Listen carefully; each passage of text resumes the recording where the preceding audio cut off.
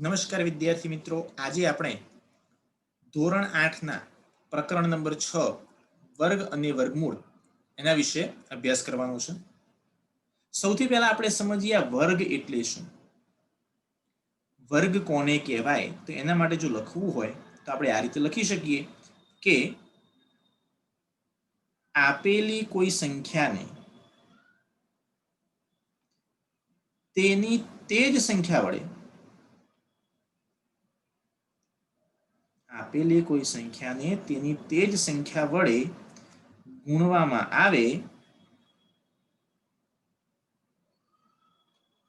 તો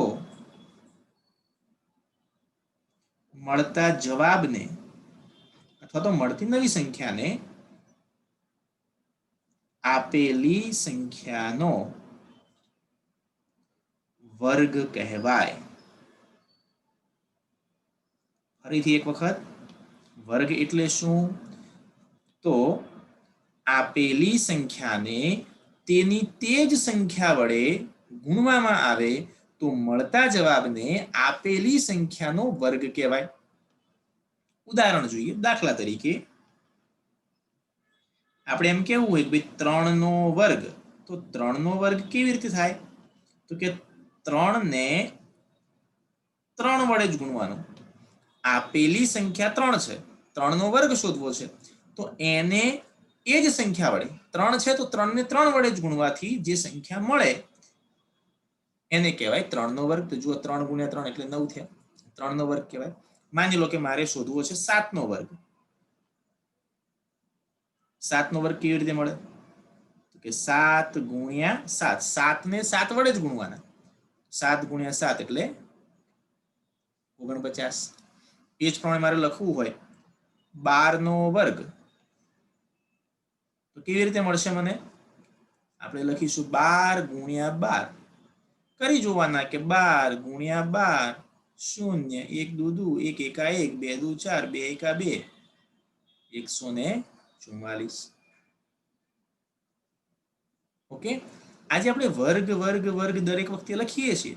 વર્ગ એટલે શું તો કે એ સંખ્યાનો એની એ જ સંખ્યા સાથે ગુણાકાર। હવે આપણે એવું પણ કહી શકીએ, જુઓ મિત્રો, આ 3 ગુણ્યા 3 લખ્યા એની જગ્યાએ આપણે 3 ની 2 ઘાત એવું ના લખાય, લખી શકાય।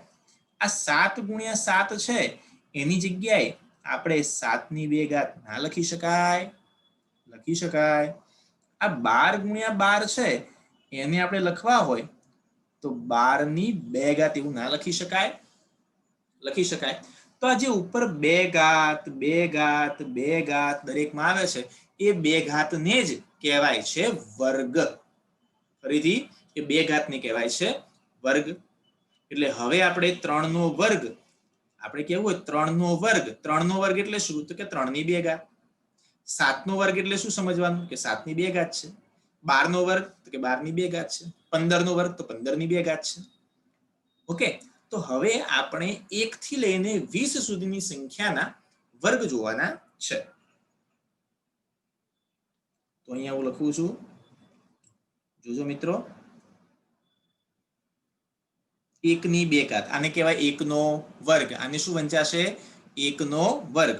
1 નો વર્ગ એટલે આપણને ખબર છે કે ભાઈ 1 ગુણ્યા 1 કરવાનો। 1 ગુણ્યા 1 એટલે 1, તો 1 નો વર્ગ કેટલો થયો, 1 નો વર્ગ કેટલો થયો 1। પછી 2 નો વર્ગ, 2 ગુણ્યા 2, 2 નો વર્ગ એટલે 2 ગુણ્યા 2 એટલે 2 ગુણ્યા 2 એટલે 4। 3 નો વર્ગ, 3 નો વર્ગ એટલે 3 ગુણ્યા 3, 3 તરી 9। 4 નો વર્ગ અને આપણે લખીશું 4 ગુણ્યા 4, ચોખ્ખું ચોખ્ખું 16। આપણે જોઈએ 5 નો વર્ગ એટલે કે 5 ગુણ્યા 5 આવશે 25।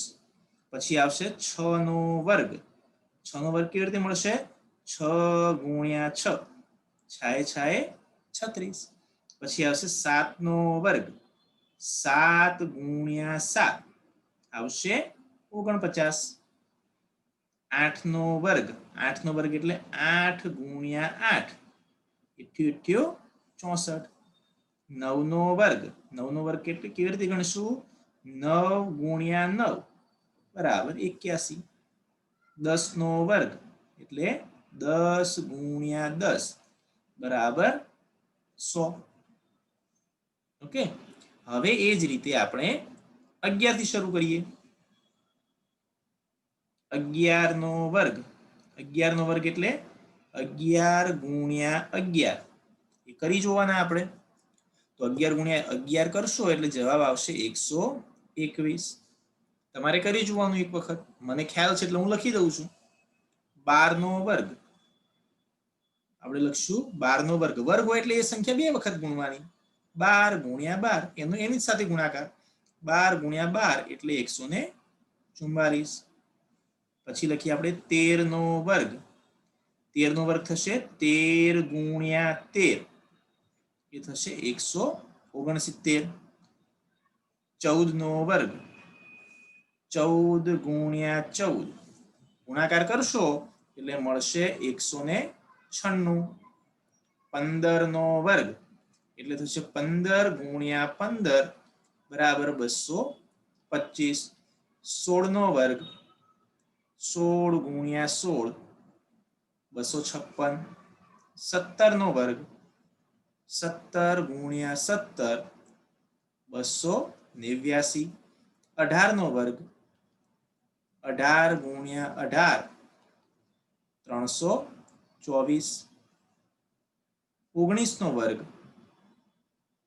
19 ગુણ્યા 19 361. અને છેલ્લું લખું છું 20 નો વર્ગ. 20 ગુણ્યા 20 કરશો એટલે જવાબ આવશે 400. આ રીતે આપણે કોઈ પણ સંખ્યાના વર્ગ શોધી શકીએ છીએ. એક બીજી સંખ્યા જુઓ તો 21 નો વર્ગ મારે કરવો છે.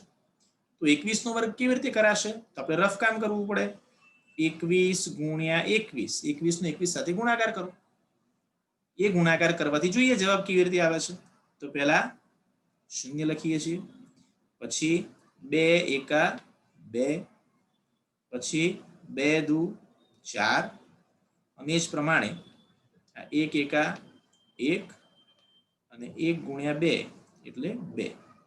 આનો સરવાળો કરીશું તો આપણને મળશે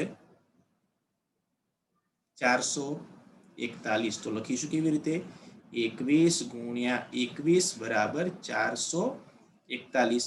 એવી જ રીતે 22 નો વર્ગ જાતે કરવાનો, 23 નો વર્ગ જાતે કરવાનો, 24 નો વર્ગ જાતે કરવાનો, 25 નો વર્ગ એ પણ જાતે કરવાનો. ઠીક છે, ચલો એનાથી હવે આપણે આગળ વધીએ. આ ખ્યાલ આવી ગયો દરેકને? વર્ગ કેવી રીતે કરવાનો? તો કે કોઈ સંખ્યાને એની એ જ સંખ્યા વડે ગુણો એટલે આપણને વર્ગ મળે. તો આ 1 થી લઈને 20 સુધીની સંખ્યાના વર્ગ મેં લખ્યા છે. અને સરળતા ખાતર મિત્રો 25 સુધીના વર્ગ તો આવડવા જ જોઈએ. અચાનક કોઈ શિક્ષક એમ પૂછે આપણને, સાહેબ પૂછે કે ભાઈ 17 નો વર્ગ કેટલો થાય? તો આપણને ખ્યાલ હોવો જોઈએ કે 289 થાય. 14 નો વર્ગ કેટલો થાય? તો કે 196 થાય. ઠીક છે. 24 નો વર્ગ કેટલો થાય? તો સાહેબ 576 થાય. તો આવું આપણને મૌખિક યાદ હોવું જોઈએ. ચલો હવે હું લખું છું નીચે આપેલી સંખ્યાના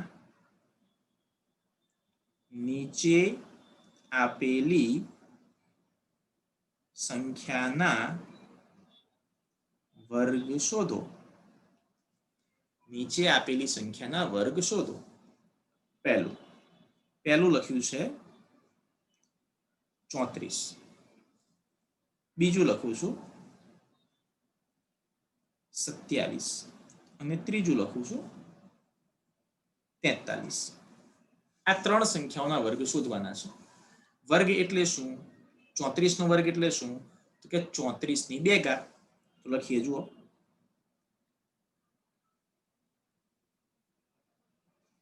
34 નો વર્ગ શોધવાનો છે એટલે 34 ની 2 ઘાત થાય. 34 ની 2 ઘાત એટલે કેવી રીતે ગણીશું આપણે? 34 ગુણ્યા 34. 34 ગુણ્યા 34 કેવી રીતે મળશે આપણને? તો ગુણાકાર કરવો પડે આપણે. 34 ગુણ્યા 34. પહેલા શૂન્ય મૂકીએ છીએ આપણે. પછી આ 3 ગુણ્યા 4, 3 ચોક 12 નો બગડો વધી 1, 3 તરી 9 ને 1 10. એ જ પ્રમાણે 4 થી શરૂ કરીએ, ચોકું ચોકું 16, 16 નો છગડો વધી 1, 4 તરી 12 અને આ વધી 1 એટલે આવશે 13. આનો સરવાળો કરી દઈએ, 6, 3 ને 2 5, 1 1 મળે આપણને 1156. તો એ જ પ્રમાણે 27 નો વર્ગ, એ જ પ્રમાણે 43 નો વર્ગ શોધી શકીએ ને આપણે. સરસ. ચાલો મિત્રો, બીજો એક પ્રશ્ન લખું છું. 20 નો વર્ગ શોધવાનો છે. જુઓ, આ 20 નો વર્ગ, પાંચમો દાખલો છે, એમાં લખું છું 30 નો વર્ગ. આ 20 નો વર્ગ આપણે કેવી રીતે શોધી શકીએ? 20 નો વર્ગ લખવો હોય તો કે 20 નો વર્ગ એટલે થાય 20 ગુણ્યા 20. હવે આવી શૂન્યવાળી રકમ હોય તો આપણને એનો ગુણાકાર ખ્યાલ છે કેવી રીતે કરવાનો છે. તો આપણે માત્ર સંખ્યાનો ગુણાકાર કરી દઈએ. સંખ્યાનો ગુણાકાર 2 ગુણ્યા 2 એટલે 4 થાય, અને આ એક શૂન્ય અને બીજું શૂન્ય એટલે 2 શૂન્ય, 4 ની પાછળ 2 શૂન્ય લખવાનું, તો 20 નો વર્ગ 400 થાય. 30 નો વર્ગ શોધવો હોય કે 30 નો વર્ગ એટલે લખાશે 30 ગુણ્યા 30. 30 ગુણ્યા 30 એટલે આપણે આ 3 ગુણ્યા 3 કરવાના, 3 ગુણ્યા 3 કેટલા થશે? 9, અને એની પાછળ કેટલા શૂન્ય છે? આ એક શૂન્ય ને આ એક શૂન્ય, એમ કરીને કુલ 2 શૂન્ય. તો 30 નો વર્ગ કેટલો થશે? 900. આવી રીતે કોઈ પણ સંખ્યાની પાછળ કેટલા શૂન્યો છે એના ઉપરથી આપણને ખ્યાલ આવી જાય કે એનો વર્ગ કરવાથી કેટલા શૂન્ય થાય. દાખલા તરીકે એક પ્રશ્ન લખું છું, 40 નો વર્ગ. તો જુઓ, મૌખિકાની ગણતરી થઈ શકે, બહુ સરળ છે. 40 નો વર્ગ એટલે આપણે 4 નો વર્ગ કરી દેવાનો. 40 ગુણ્યા 40 એટલે 4 નો વર્ગ, ચોખ્ખું ચોખ્ખું 16, 4 નો વર્ગ 16 થઈ જાય, અને એક શૂન્ય છે ને તો 2 ઘાત કરો એટલે 2 શૂન્ય આવે. હવે 50 નો વર્ગ કરવો હોય તો 5 નો વર્ગ 25 ને એક શૂન્ય નો વર્ગ કરશું એટલે 2 શૂન્ય આવશે. 60 નો વર્ગ કરવો હોય તો 6 નો વર્ગ 36 અને એક શૂન્ય નો વર્ગ કરશું તો 2 શૂન્ય આવશે. એ જ પ્રમાણે મારે કરવો છે 100 નો વર્ગ. આપણે તો સંખ્યા કઈ છે? જુઓ તો 1 છે ને, 1 નો વર્ગ કરી દેવાનો, 1 નો વર્ગ 1. હવે જુઓ તો આ 2 શૂન્ય છે ને, એક શૂન્ય નો વર્ગ કરીએ તો 2 શૂન્ય આવતા, તો 2 શૂન્ય નો વર્ગ કરીએ તો 4 શૂન્ય આવશે. ઓકે. હવે આપણે આને ગણતરી કરવી હોય તો આવી રીતે ગણતરી કરી શકાય. જુઓ તો આ 100 નો વર્ગ છે એટલે કે 100 ગુણ્યા 100 છે. હવે જુઓ તો આ 1 ગુણ્યા 1 તો 1 એકા 1, અને પાછળ જેટલા શૂન્ય બાકી રહ્યા એટલા લખી નાખીએ આપણે. એ જ પ્રમાણે જુઓ તો મારે 120 નો વર્ગ કરવો છે.